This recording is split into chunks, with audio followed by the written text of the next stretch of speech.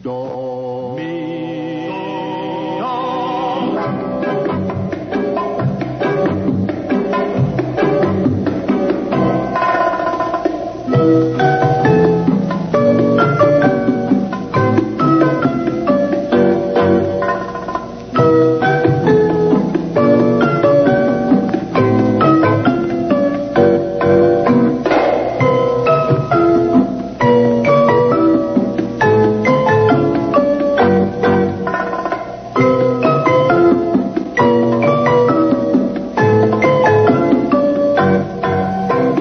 Buenas noches, mi amigos and compadres. My name is Michael A. Miller, where this week we will explore why did they name it that? Do, mi, do, fa, re, sol, sol, do.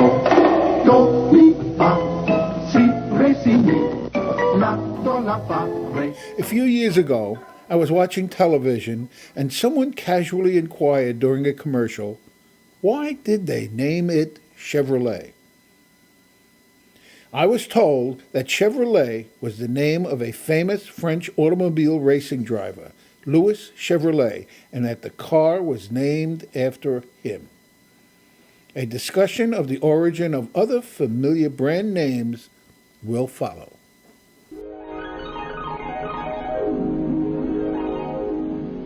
See the USA in your Chevrolet. America's asking you to call. Drive your Chevrolet through the USA. America's the greatest land of all. On a highway or a road along a levee, performance is sweeter, nothing can beat her. Life is completer in a Chevy. So make a date today to see the USA. See it in your Chevrolet. Traveling east, traveling west, wherever you go, Chevy service is best. Southward or north, And see it in your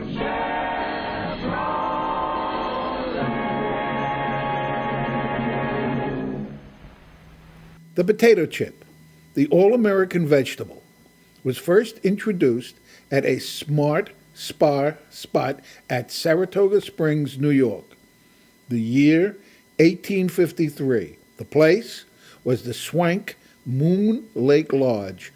One of the guests had recently returned from Paris, where French fried potatoes were being served in slimmer versions than in America. The guest sent word to the chef, an Indian chief named George Crumb, to cut the potatoes thinner. The chef reluctantly complied. Again the word came back, thinner. Chef Chief Crumb served up another batch. Again came back the command, thinner. This was more than the badgered chief could tolerate.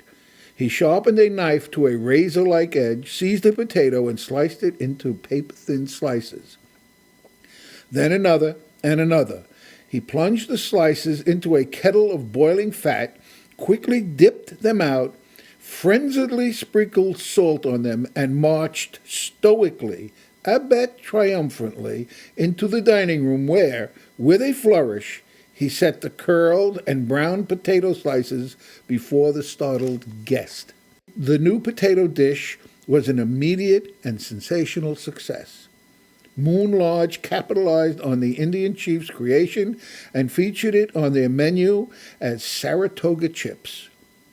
For many years, potato chips were called Saratoga chips, and it was under that name that the following recipe appeared in the White House cookbook in 1887.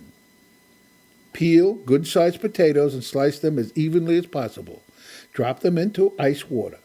Put a few at a time into a towel and shake to dry the moisture out of them. Drop them into a kettle of boiling lard. Stir occasionally, and when light brown, take them out with a skimmer, and they will be crisp and not greasy. Sprinkle salt over them while hot. The recipe was simple in print, but it was decades before the Saratoga chip came out of the kitchen and saw the light of market. Potato chipping by kettle was a tedious task, and potato peeling was, and still is, at the bottom of America's favorite hobby list. It was in the mid-20s, 1920s that is, that the chip got its first big break, the mechanical potato peeling machine. Enterprising small businessmen were quick to see the possibilities, and America started to nibble, a practice that has increased yearly. During the years, the Americans consumed approximately 600 million pounds of potatoes in the forms of chips. This is an average of over 4 pounds per capita and took the industry employees over 25,000 people to keep up with the potato nibbling American. It is not surprising that no one has ever been heard to suggest that we give the potato chip back to the Indians. My beer is Rheingold, the dry beer. East side, west side, and up, down and down.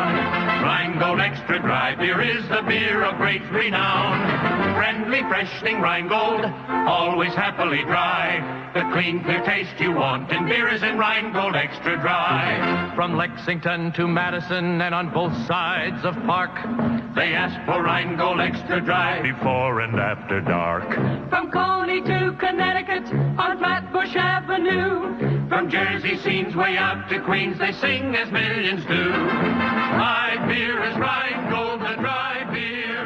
Friendly, freshening, and happily dry beer. Our primitive ancestors were the first to discover that they derived extra energy and a joyous feeling of well-being from drinking the juices of berries and fruits that had been stored in crocks for a while. Pretty soon, they also learned that grain stored in hollowed-out logs while it was wet developed the same mysterious power to enliven them. Over 300 years ago, Berry Brothers and Rudd Limited opened Berry's Coffee Mill at No. 3 James Street in London, England. The fine Scotch whiskey served there to such patrons as Beau Brummel, Napoleon III, and Lord Byron was called simply Berry Brothers Scotch Whiskey. Then at a luncheon in the old establishment, one day in the year 1870, it was suggested that the popular whiskey be given a more distinctive name than just that of its maker. Many names were proposed, some serious, some witty, but one received instant and unanimous approval.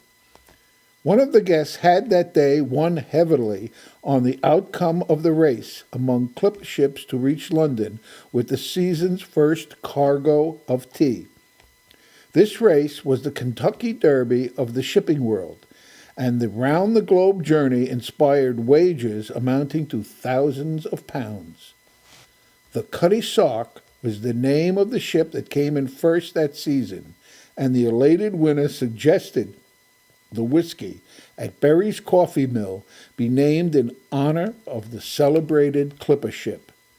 Another guest, an artist, took a sheet of yellow paper from his waistcoat and sketched the proud ship and her name. The sketch is still used as the Cutty Sark label today, almost unchanged from the original. You country cornflakes, you country cornflakes. Oh, they won't wilt when you pour on milk. Oh, they won't bunch when they are crunch. They're double toasted, double crisp and good. General Mills makes them just the way they should. You country cornflakes, you country cornflakes. From fields of corn, so majestically waving that they won't wilt when you pour on milk. Double toasted cornflakes made with rice.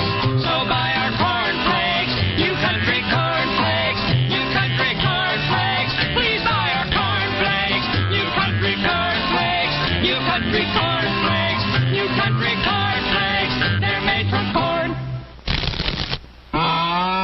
Adios, sayonara, my friends. We will see you next week.